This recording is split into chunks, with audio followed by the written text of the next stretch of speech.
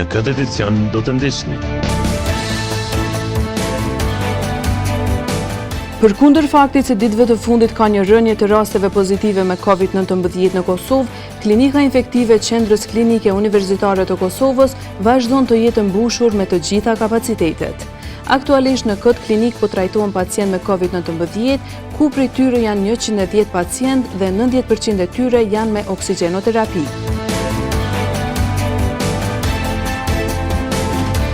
Çmimet e barnave nuk janë të njëjta në përbanatorët e vendit tonë. Kështu të paktën thonë qytetarët që furnizohen rregullisht me barna. Nga ana tjetër, nënkryetari i Ordës së Farmacistëve John Gega tregon se ky problem ka vite që qëndron e kjo për arsye se nuk ka një sistem rregullativ.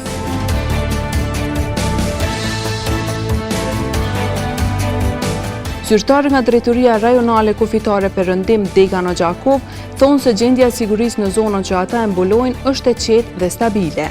Kolonel Nexhmi Krasniqi ka thënë se janë ngritur masat e sigurisë me prezencë të shtuar në vijën e Gjelbërt, si dhe në pikat e kalimit kufitar. Mirëmbrëma, po fillojmë edicionin qendror të lajmeve. Ministri Gjerman për Evropë Michael Roth ka thënë se Gjermania do të angazhohet edhe më tej me vendosmëri për liberalizimin e regjimit të vizave për qytetarët e Kosovës. Roth në një intervistë për Deutsche Welle ka thënë se shpreson që Bashkimi Evropian së shpejti do të arrijë një vendim për këtë. Askush në Evropë nuk mund të jetë profantazive për ndryshimin e kufive dhe unë pres me gëzim bashkëpunimin me qeverinë e re të Kosovës. Qeveria Kurti ka prezantuar një program shumë ambicioz në luftën kundër korrupsionit dhe për forcimin e demokracisë dhe sundimit të ligjit. Ky është një sinjal i fortë dhe qeveria mund të llogarisë në mbështetjen tonë. Përveç kësaj, Gjermania do të angazhohet edhe më tej me vendosmëri për liberalizimin e regjimit të vizave për qytetarët kosovar. Unë shpresoj që në BE së shpejti do të arrijmë një vendim për këtë dhe do të realizojmë sa më shpejt. Mbi të gjitha, një qëllim që vazhdon të largohet gjithnjë më shumë kërcënon të kthehet në mirazh dhe kështu ta humbas fuqinë e tij tërheqëse dhe transformuese, ka thënë Roth. Vazhdojmë me lajmet e tjera. Përkundër faktit se ditëve të fundit ka një rënje të rasteve pozitive me COVID-19 në Kosovë, klinika infektive në Qendrën Klinike Universitare të Kosovës vazhdon të jetë mbushur me të gjitha kapacitetet. Aktualisht në këtë klinik ku trajtohen pacientët me COVID-19, të shtrirë janë 110 pacient dhe 90% e tyre janë me oksigjenoterapi. Shumica nga këta pacient janë me variantin britanik dhe manifestojnë simptoma më të rënda. Kështu ka bërë të ditur ushtruesi i detyrës së drejtorit të klinikës infektive Izet Sadiku, i cili për Kosova Press ka deklaruar se përkundër që klinikat e tjera Covid ka filluar të bie numri i të hospitalizuarve, në infektiv gjendja vazhdon të jetë rënduar. 90% janë me oksigjenoterapi, vazhdon domon të jetë kapaciteti janë të mbulura gjithmonë, edhe pse kemi rame numre të hospitalizuara në klinika tjera, por duhet me kuptu opinionin se në momentin klinika infektive është klinika e fundit e cila fillon me liru nga pacientët, për shkak se ne kemi edhe 3 klinika tjera në nivel të Qendrës Klinikës Universitare që janë klinika Covid dhe ato kanë gjitha pacientë. Unë me sa kam pa numrat, të ato ka filluar me ra numrat e pacientëve, ndërsa te ne vazhdojmë me që numri prapë i lartë i pacientëve. Sadiku Tutje ka treguar se shumica pacientëve të shtrirë janë të infektuar me variantin britanik COVID-19. Sipas tij, ky variant po përhapet më shpejt dhe po prek më shumë moshat e reja. Shumica e pacientëve që sot në Kosovë janë me Covid, sipas atij ulëmtimi del që shumica me tipin britanez dhe ajo çka ne mund të them significisht është edhe të ne po vërtetohet që është vërtetuar në botë, domthonjë që ky përhapet më shpejt. Na kemi plot raste sot, të cilët kur vjen një antar i familjes, këtë familja janë pozitiv. Që s'ka qenë nuk është ka qenë rasti i tillë edhe në nëntor edhe në ngushtë korrik e gusht, që kemi pas raste kur një antar familje, po familja të s'kan qenë infektuar. Ushtruesi i detyrës së drejtorit të klinikës infektive Izet Sadiku ka treguar se përveç mungesës së barit Remdesivir, që përdoret për trajtimin e pacientëve me COVID-19, terapitë e tjera nuk mungojnë. Në 24 orët e kaluara, në Kosovë pozitiv me COVID-19 kanë rezultuar 442 persona, ndërsa betejën me këtë virus e kanë humbur 14 qytetarë. E numri i rasteve aktive në vendin ton vazhdon të jetë i lartë. Aktualisht me virus janë 11.756 qytetarë, ndërsa në total nga COVID-19 kanë vdekur deri më sot 2.100 persona. Oda mjekëve të Kosovës në mars kishte paditur Ministrinë e Shëndetësisë për mos pagesën e shtesave për mbi 400 mjek, por dje u raportua se ishte paditur Ministri i Shëndetësisë Arben Vitia. Kryetari i Odës së mjekëve Pleurat Sejdiu ka sqaruar se është keq interpretuar deklarata e tyre dhe se padia është ngritur gjatë kohës së ish-ministrit të Shëndetësisë Armen Zemaj. Sejdiu tha se padia është bërë më 3 mars për mos pagesën e shtesave e gjitha kjo është bazuar në vendimin e qeverisë së Kosovës. Nuk është dezinformat, por është keq interpretim i qëndrimit tonë dhe deklaratës tonë, sepse është shumë e vërtetë që me 3 mars neve kemi bë padi Ministrisë Shëndetësisë për mos pagesën e shtesave për Covid për mbi 400 mjek. Sejdiu tha se edhe pas padis nuk kanë marrë asnjë përgjigje nga ish-ministri Zemaj, derisa tha se me ardhjen e ministrit Vitia kanë kërkuar që të shikohet mundësia që pagesat të verifikohen dhe të bëhen konform vendimit të qeverisë. Ne nuk kemi pasur asnjë përgjigje për ish-ministrit dhe me ardhjen e ministrit Vitia neve ju kemi drejtuar duke kërkuar nga zoti ministër që të shikohet mundësia që këto pagesa të verifikohen do të kërkesat dhe të bëhen ashtu siç është vendimi i qeverisë, që të ikim procedurave gjyqësore. Ai ka folur edhe për përgatitjen në një padije tjetër, por në këtë rast për shërbimin spitalor klinik universitar të Kosovës, siç ka pohuar Sejdiu, kjo padi vjen për shkak të mos pagesës së kujdestarisë së 40 mjekëve. Në këtë drejtim do thotë është edhe në përgatitje edhe padia e dytë, për cilën është informuar edhe Ministria e Shëndetësisë, po kjo padi shkon drejt SHSKU-s dhe organet e SHSKU-s janë të njoftuara për këtë, ku mbi 40 mjek kolegë tonë nuk ju kanë paguar mjektëri, nuk ju kanë paguar kujdestarit. Kujdestarit të cilat në bazë të ligjit të punës duhet të paguhen, pasi që këta mjek nuk janë volontar, po janë me kërkesë dhe me vendim të institucioneve klinikave që të bëhet kujdestaria e detyruar. Këta janë 40 mjekët, të cilët e kanë autorizuar Odën dhe siç e shihni janë në shkrimet e tyre, tha Sejdiu. Çmimet e barnave nuk janë të njëjta nëpër barnatorët e vendit tonë. Kështu të paktën thonë qytetarët, të cilët furnizohen rregullisht me barna. Nga ana tjetër, nënkryetari i Odës së farmacistëve John Gega tregon se ky problem ka vite që qëndron e kjo për arsye se nuk ka një sistem rregullativ. Çmimet e barnave nuk janë të njëjta nëpër barnatore. Kështu të paktën thonë qytetarët që furnizohen rregullisht me barna. Kam pasur raste unë kur kam ble kryesisht në 2 barnatore që njëna tjetër afër edhe ka ndryshim të çmimit. Rregullisht furnizona, po ka dallim të vogël, një dallim shumë i vogël, është për ka 10-20 cent. A ju shkakton kjo telashe në ekonominë e juaj familjare? Telashe më shkakton boll, po si jam pensioner. Plus jam me terapi që kam terapinë e zemrës, e duna mi marrë rregullisht, janë parnat bukur të shtajt. Nënkryetari i Odës farmaceutike John Gega tregon se ky problem ka vite që qëndron për arsye se nuk ka një sistem rregullativ, teksa tregon se nuk është faji tek barnatorët. Kosova prapë po them, është fatkeqësi se sot vitin 2021 ende nuk i ka çmime të rregulluara. Krejt Evropa i ka çmime të rregulluara. Kjo ka ndodhur për shkak mosbatimit të udhëzimit për çmimet barnave dhe për të arsye ka shpesh mund të mendohet se çmimet nuk janë të njëjta për barnatorët të ndryshme.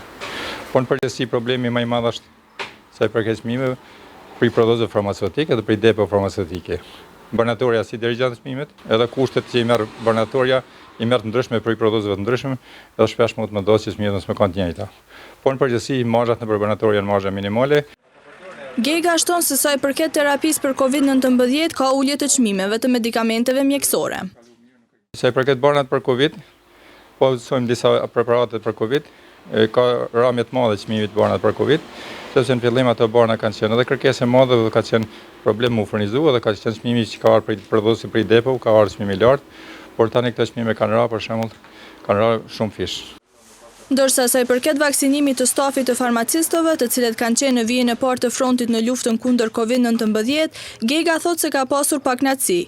Mirë po, farmacistët nga Gjakova qëndrojnë më mirë se ata të qyteteve të tjera. Sa i përket vaksinimit, farmacistët nuk jemi kënaqur si farmacist. nivelin e Kosovës shumë pak farmacistë janë vaksinu.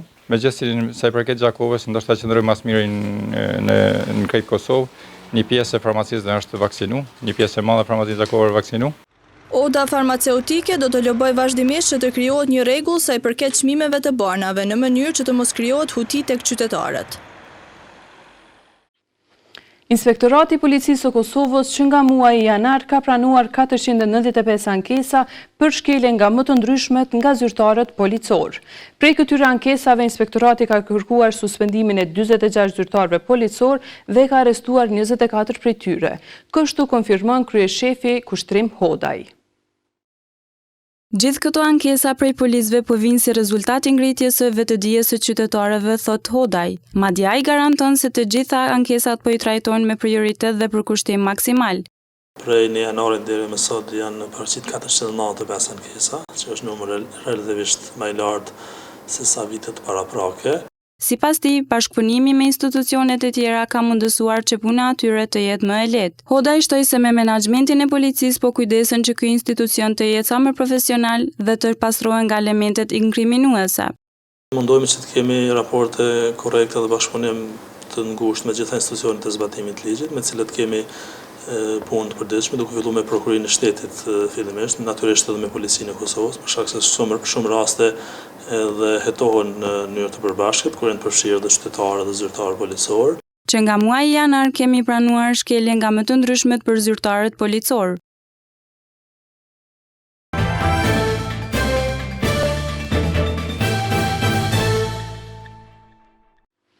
Më 22 prill shënohet për vjetori i vdekjes së heroit Fadil Hoxha.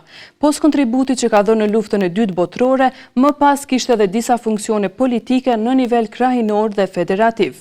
Funksionet më të larta në nivelin federativ ishin antari kryesisë së Republikës Socialiste Federative Jugoslave dhe antari kryesisë së Lidhjes së Komunistëve të Jugosllavisë.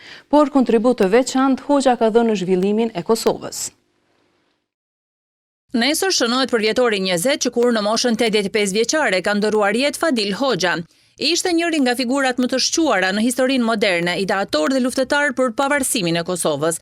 Fadil Hoxha kaloi vështirësi të jashtëzakonshme, por bashkë me ekipin drejtues arritën të shkëpusin lidhjet e popullit të Kosovës me antifashizmin dhe të radhisin Kosovën në frontin antifashist të kombeve. Pas vitit 1941 deri në vitin 45, Fadil Hoxha bëhet një nga komandantët e luftës kundër fashizmit. Nga viti 45 deri në vitin 1986 ka mbajtur vazhdimisht disa nga postet më të larta drejtuese në Jugosllavinë e kohës. Është organizata veteranëve të luftës antifashiste nacional shqirimtare që kujton atë në këtë përvjetor. Ka qenë antar i Biros Politike Jugoslave, kryetar i Parlamentit të Kosovës, vendës i presidencës së Jugosllavisë. Ishte një nga personazhet më të larta drejtuese që Kosova kishte në Federatën Jugoslave. Si kreshnik dhe i palëkundur, Fadil Hoxha intensifikoi kërkesat në favor të prosperitetit politik, ekonomik e social të Kosovës. Në historinë e re dhe të vjetër të Kosovës, ai mbetet një nga personazhet kryesore që vendosi themelet e para të shtetësisë së Kosovës. Kur u bind se humbi opsionin e rrugës së natyrshme të bashkimit me Shqipërinë, zgjodhi rrugën e fuqizimit të pushtetit shtetëror në Kosovë. Si burr shteti me aftësi e dinjitet, me zgjuarsi e largpamësi të jashtëzakonshme, duke shfrytëzuar më së miri konjunkturat e brendshme politike në ish Federatën Jugoslave, arriti ta bëjë Kosovën pjesë konstruktive të federatës. Për këtë arritje të madhe politike, Fadil Hoxha duhet kuptuar dhe çmuar si vizionar i cili me urtinë e një politikani të spikatur arriti këtë vlerë për vendin dhe popullin e tij. Në regjimin e ish Jugosllavisë, aq sa ka qenë mënyra e rregullt e zhvillimit të autonomisë së Kosovës, sidomos pas vitit 1966 kur u eliminuan kufizimet e kontrolluara nga hegemonizmi nacionalist serb dhe u largua Rankoviçi me klikën e tij nga pushteti që keq përdoronin dhe ushtronin terror ndaj shqiptarëve, populli i Kosovës në udhëheqjen e Fadil Hoxhës arriti zenitin e zhvillimit, u legalizua flamuri kombëtar. Themelon Universitetin e Prishtinës, Institutin Albanologjik, Institutin e Historisë, Radio-Televizionin e Prishtinës, Kosova Filmin, Ansamblin Shota, Teatrin Krajinor, e tjerë. Pastaj zhvillohet kombinati Trepça, kombinati Obiligjit, Ferronikeli, Agro-Kosova. Ndërtohen liçenet artificiale, Badovci, Ujmani, Batlava, Radoniqi, sistemi i Bërlepencit, mira banesa e pallate, shtëpi të shëndetit e spitale, qindra shkolla, biblioteka. konvikti studentëve, shtëpi të kulturës, shtëpi për pleq, fusha dhe salla sporti, aeroporti civil i Prishtinës, xhamia Akisha dhe objekte të shumta të rëndësishme të infrastrukturës. Privatizohen dyqanet dhe tokat, botohen gazetat e revistat si Rilindja, Zëri i Rinis, Jeta e Re, Fjala, Shkëndia, Kosovarja, Gazeta Pionierëve, Thumbi e tjerë. Sigurohen bursa për studentët shqiptar të cilët përveç në Universitetin e Prishtinës studionin në qendra të tjera si në Beograd, Zagreb, Ljubljan, Sarajev dhe jashtë kufive të Jugosllavisë atëhershme. Duke përkujtuar figurën dhe veprën e madhe të heroit të popullit Fadil Hoxha, i bëjmë der historisë dhe kombit, derisa të enjten orën 12 do të bën homazhe pranvarit të heroit Fadil Hoxha. Zyrtar nga Drejtoria Rajonale Kufitare Perëndim Dega në Gjakov thonë se gjendja e sigurisë në zonën që ata e mbulojnë është e qetë dhe stabile. Koloneli Nexhmi Krasniqi ka thënë se janë ngritur masat e sigurisë me prezencë të shtuar në vijën e Gjelbërt si dhe në pikat e kalimit kufitar. Zyrtar nga Drejtoria Rajonale Kufitare Perëndim Dega në Gjakov thonë se gjendja e sigurisë në zonën që ata e mbulojnë është e qetë dhe stabile. Kolonel Nexhmi Krasniqi ka thënë se janë ngritur masat e sigurisë me prezencë të shtuar në vijën e Gjelbërt, si dhe në pikat e kalimit kufitar si Vermic, Qafmorin, Qafprush dhe Kull. Ndërsa sa i përket kalimeve ilegale, numri i tyre ka rëndukshëm në krahasim me vitin e kaluar. Fluksi më i madh i tyre që vjen nga Siria, Turqi, Greqi, e pastaj Shqipëri dhe pjesë Shqipërisë kalojnë është pjesa zona më theksuar, zona Vermicës. Ne kemi ngrit kapacitetet e tona me shtimin e personelit dhe kemi një numër të 3 fishuar të policisë, kështu që nuk i lejojmë kështu që të futën në Kosovë, kufiri është bukur i sigurt, po ata të cilët zinjen në pikën kufitare, marrëveshjet e tona dhe bashkëpunimi me policinë shqiptare ka arritur që ato të gjitha ata personat që kapen në pikën kufitare që t'ju kthehet autoritetet shqiptare që ti dërgojnë në qendra kakanar deri me këto. Por nivelin e tyre të kalimit e kem shumë të vogël krahasuar me muajt e kaluar. Krasniqi shtoi se në zonën kufitare në këtë periudhë kanë qenë 87 raste të ndryshme të kundërvajtjeve. Mund të themi tashmë se vetëm me muajin e kaluar, dikon 87 raste i kemi, edhe kundërvajtje, edhe penale, që kemi bërë një punë të jashtëzakonshme në çështjen e parandalimit të llojeve të krimit, sidomos në kontraband, pastaj në armë mbajtje pa leje, sidomos në parandalimin e drejve të pyllit, që është bukur shumë duke u damtuar, po kemi pas aksionet e nipasishme që kemi pas në rezultat të jashtëzakonshëm gjatë këtij muaji. Policia kufitare ka marrë një sër masash, shtesë edhe në drejtim të parandalimit, evidentimit dhe goditjes së krimeve ndërkufitare, qoftë në pikat e kalimit, ashtu dhe në kufirin e Gjelbër. Në një komunikat të lëshuar nga policia kufitare në Gjakov, mes tjerash thuhet: sipas disa burimeve, pushtetasin kosovar BH nga fshati Skivjan ka dyshime se njëjti merret me shitblerje të armëve dhe municionit. Me të pranuar këtë informacion, njësitë e timeve rajonale është angazhuar dhe me urdhëresë të organeve kompetente ka ndërmarrë veprime konkrete. Sot është realizuar plani operativ i koduar mëngjesit 2021 dhe në orët e hershme të mëngjesit me urdhëresë të gjykatës në Gjakov është bërë mbastisja e shtëpisë dhe objekteve tjera përcjellse të dyshuarit në Skivjan. Aty janë gjetur dhe konfiskuar 2 AK-47 Kalashnikov, 3 karikator për AK-47, 2 karikator për armë tjera. Pastaj 2 pushk, 2 pistoleta, një doreze armës, 39 fishek të kalibrave të ndryshme. I dyshuari është arrestuar dhe i është caktuar masa ndalimit për 48 orë. Të gjitha veprimet policore janë kryer në konsultim me prokurorin e prokurorisë themelore në Gjakov, thuhet tutje në komunikat. Ndërrojmë temë. Studentët dhe nxënësit janë kthyer mësimit fizik në Universitetin e Gjakovës Femia Agani, por edhe në shkollat e mesme të këtij qyteti. Por konvikti Sadik Stavileci nuk i ka hapur dyert për ta. Ky konvikt është i mbyllur që nga marsi i vitit të kaluar. Studentët dhe nxënësit janë kthyer mësimit fizik në Universitetin e Gjakovës Femia Agani dhe në shkollat e mesme. Mirpo, vetëm pak metra larg, konvikti Sadik Stavileci nuk i ka hapur dyert për ta. Ky konvikt është i mbyllur që nga marsi i vitit të kaluar. Drejtori Agron Kryezeu tregon se kanë pritur vazhdimisht për lehtësime në mënyrë që të fillojnë punën. Ka qenë mjaft e vështirë, si për gjitha tjerat, po Por ne jo, pse ka qenë vështirë sepse kemi pas nxënësa apo studenta. Ne nuk kemi pasën këtë periudhë, po ne faktikisht si staf vazhdimisht kemi qenë këtu dhe kemi mirëmbajt objektin dhe oborrin, do të thotë jemi marrë me këto punë dhe kemi prit vazhdimisht që mos po ndryshohet diçka dhe po lejohen nxënësit. Të paktën pas vitit të ri ka marrë se kemi prit që po lirohen këto masa. E as masat e fundit të Ministrisë së Arsimit, Shkencës dhe Teknologjisë, një student një dhomë nuk u konvenojnë, pasi që krahasuar me konviktin në Prishtinë, këtu kapacitetet janë më të vogla. Tash me këto masat e reja që kanë ardhur prap neve nuk na konvenon si konvikt sepse vetëm 45 dhoma funksionojnë. Tash me 45 nxënës ose studenta në këtë periudhë sa kanë metë edhe një muj 2, vetëm shka krijojmë humbje dhe më të mëdha si konvikt. Tash po shoh se edhe kërkesat e nxënësve dhe studentëve vetëm është pakuar sepse është fundi i vitit.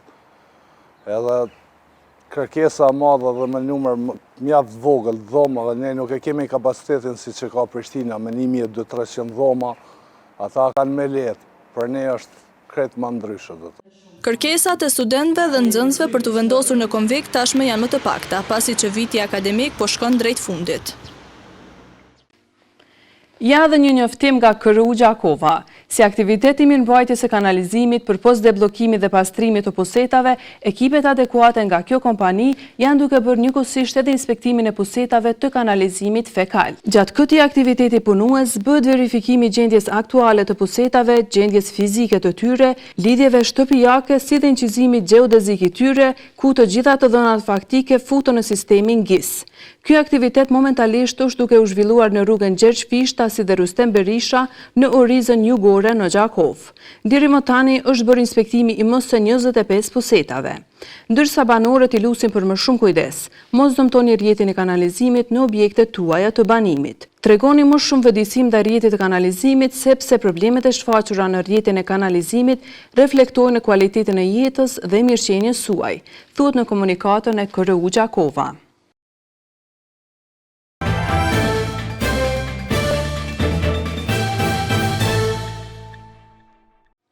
Në vazhdim të ndjekim grafikën e parashikimit të motit për ditët në vijim.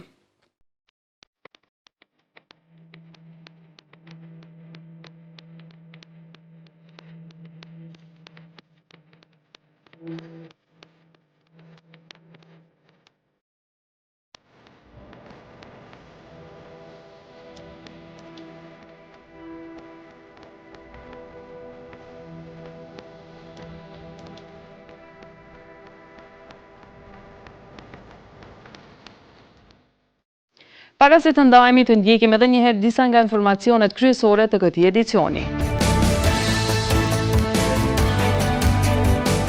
Përkundër faktit se ditëve të fundit ka një rënje të rasteve pozitive me COVID-19 në Kosovë, klinika infektive Qendrës Klinike Universitare të Kosovës vazhdon të jetë mbushur me të gjitha kapacitetet. Aktualisht në këtë klinik po trajtohen pacient me COVID-19, ku prej tyre janë 110 pacient dhe 90% e tyre janë me oksigjenoterapi.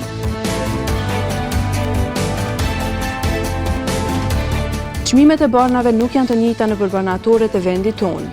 Kështu të paktën thonë qytetarët që furnizohen rregullisht me barna.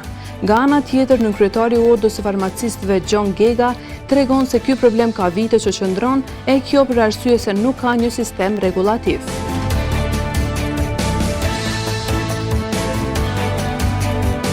Zyrtarë nga Drejtoria Rajonale Kufitare Perëndim Dega në Gjakov thonë se gjendja e sigurisë në zonën që ata e mbulojnë është e qetë dhe stabile. Kolonel Nexhmi Krasniqi ka thënë se janë ngritur masat e sigurisë me prezencë të shtuar në vijën e Gjelbërt, si dhe në pikat e kalimit kufitar. Këtu merr fund ky edicion qendror i lajmeve. Për më shumë na vizitoni edhe në portalin syrivizvizion.tv. Mirupafshim.